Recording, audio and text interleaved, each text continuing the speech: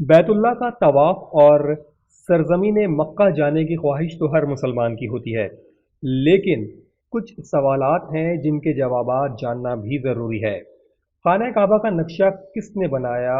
हजर अस्वद की सिमत क्या है? खाना काबा की तामीर में कौन कौन शरीक रहा? इसकी बुलंदी कितनी है? इसमें कितने पहाड़ों के पत्थर इस्तेमाल हुए? लंबाई क्या है? और गिलाफ की तैयारी में आज के ज़माने में क्या कुछ इस्तेमाल होता है? इन सारे सवालात के जवाबात के लिए वीडियो को आखिर तक देखिए। खाना काबा का नक्शा जनाब जिब्राईल अलैहिस्सलाम ने तैयार किया। खाना काबा में हजर अस्वद मशरिक की सिमत में है।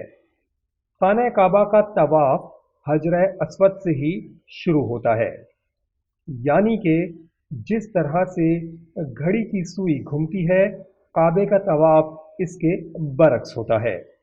खाना काबा की तामीर हज़रत इब्राहीम अलैहिस्सलाम और आपके फर्जंद हज़रत इस्माइल अलैहिस्सलाम ने की, और खाना काबा की बुलंदी 54 फीट 8 इंच है।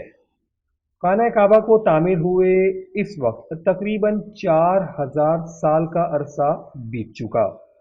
खाना काबा के लिए जिन पहाड़ों के पत्थरों को इस्तेमाल किया गया, इनकी तादाद 5 है, और ये मक्का में आसपास के पहाड़ हैं। खाना काबा की छत में कुल 80 कंदीलें हैं। खाना काबा के गिलाफ की लंबाई इस वक्त 54 मीटर रखी जाती है, और इसको हर साल तब्दील किया जाता है। खाना काबा के गिलाफ में एक मन यानी कि 40 किलोग्राम से ज़्यादा सोने के तारों का इस्तेमाल होता है। खाना काबा का गिलाफ पूरे एक साल के अरसे में तैयार किया जाता है, और इसके लिए सऊदी अरब की वजारत ने एक ख़ास फैक्ट्री कायम कर रखी है। खाना काबा की छत को खोला नहीं जाता। इस नए गिलाफ को पुराने गिलाफ पर ही चढ़ा दिया जाता है, और फिर जदीद मशीनरी की मदद से पुराने गिलाफ को लपेट लिया जाता है। खाना काबा की छत के ऊपर सीधे अल्लाह का फर्श है, और वहाँ काबा मौजूद है।